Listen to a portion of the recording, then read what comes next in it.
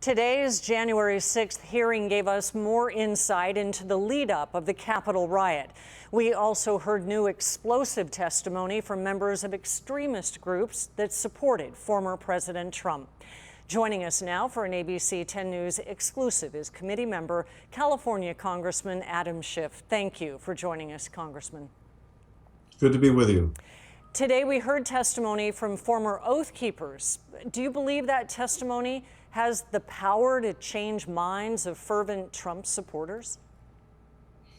I certainly hope so. It was very interesting to hear testimony from someone who was more or less an ordinary citizen drawn to the Capitol by the president's call, to assemble on the Mall, but also a representative, one of the leadership in one of these white nationalist groups that is now renouncing their affiliation with that group, and talked about the danger that that group poses to the country. And after the hearing, to see one of those two embracing police officers who were, beaten and attacked that day, that was pretty moving as well. And to hear that they had apologized to the officers. And we're 7 hearings in now. We have 1 more to go. What do you think the chances are that we see a Trump indictment? And if so, on what charges? Well, that decision won't be made by our committee, of course. That will be made by the Justice Department. I do think the evidence that we've been producing has probably helped inform the Justice Department of the potential of various criminal offenses, including evidence about the former president. And today we heard, for example, that the president was told by his own White House counsel that he had lost the election, that the claims of fraud were basically meritless, and yet the president, when his top advisors rejected his, the proposal to seize voting machines, essentially summoned a mob to the Capitol. Knew they were angry because he'd made them angry with false claims of fraud in the election. Knew they were armed and wanted that angry and armed mob to descend on the Capitol, which tragically it did. And Liz Cheney said today that Trump himself made a call to a witness. How strong of a case for witness tampering could that be? Well, I think it may be part of other evidence. I think it would have to be included with other evidence. But here was the former president calling a witness, I think clearly to try to influence that witness's testimony. And we wanted to call him out on it, as well as make the Justice Department aware of it. We also want witnesses to know that when they're brought before the committee, if the president or anyone else just try to influence or intimidate them in any way, that we want to know about it. And again, ultimately, it'll be up to the Justice Department whether any of that evidence is sufficient to move forward against anyone in terms of witness tampering. But we're going to do our part to make sure that our witnesses are protected. We're also learning more about coordinated communication among Trump allies prior to the 6th. How does this play a role in connecting the dots back to the former president? I think this was part of the very important testimony today. That is, you had these militant groups, these white nationalist groups, these conspiracy-driven groups, who prior to this time really didn't work with each other. They were quite insulated from each other.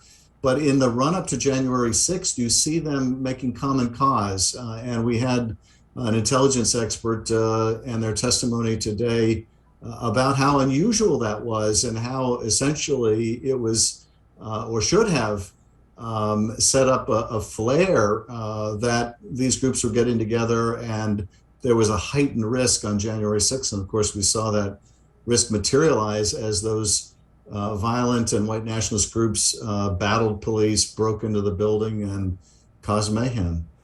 Also spoken about today, the results of these hearings will have a great impact on our future and the freedom that it represents.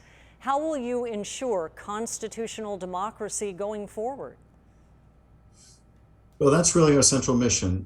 We don't have the prosecutorial mission. That will be the Justice Department's. But our mission is to expose what happened, expose the malefactors, and propose remedies to try to protect us going forward. And we will, in the fall, I think, along with our report, be making a series of recommendations about things like reforming the Electoral Count Act so that it's very clear in the event of a challenge to an election how the electoral count votes are supposed to be tabulated.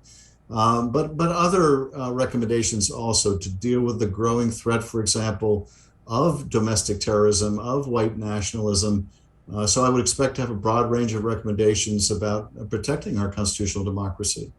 And the panel focused on a Trump tweet, big protest in D.C. on January 6th. Be there. It will be wild. It's been described as a call to arms. Are you saying that that puts responsibility on the former president for their actions? Absolutely. If there was anyone who's understood and understands mob mentality, crowd mentality, it's Donald Trump. And when he put out that call in that tweet, after everything else, all the other lines of effort to overturn the election were failing, he summons the mob, and the testimony we presented today showed through social media how these extremists use that call to arms to mobilize people and drive that turnout to the mall and allow those groups to coordinate their efforts to violent effect on January 6th. So he was the clear instigator of this. He knew what he was doing. And on the day itself, as we saw in a prior hearing, when he was told that this crowd was dangerous, it was armed, that they wouldn't go through metal detectors because they didn't want their weapons taken away, his response was, then take away the metal detectors. So he had full knowledge, and I think that proof of intent and culpability is important to the country to know and important for the Justice Department to know. Do you anticipate former VP Mike Pence will be a part of the hearings? A number of high-profile players expected? I don't know. We would certainly like to have his testimony. I can't tell you whether that will happen or is likely to happen, but he clearly is a very relevant witness. He was the subject of that pressure campaign right up until the end. And of course, he was as threatened as anyone on January 6th with that mob chanting, "Hang Mike Pence," again, brought to that kind of violent action by Donald Trump, who went to the mall that day and told that angry crowd, that armed and angry crowd, that Mike Pence was not doing the courageous thing, not doing what he was supposed to do. And of course, the mob took that as a call to action. And following the stunning testimony of Cassidy Hutchinson, the Secret Service reportedly pushed back a bit on some of her claims. Has there been any movement in getting those involved to testify under oath?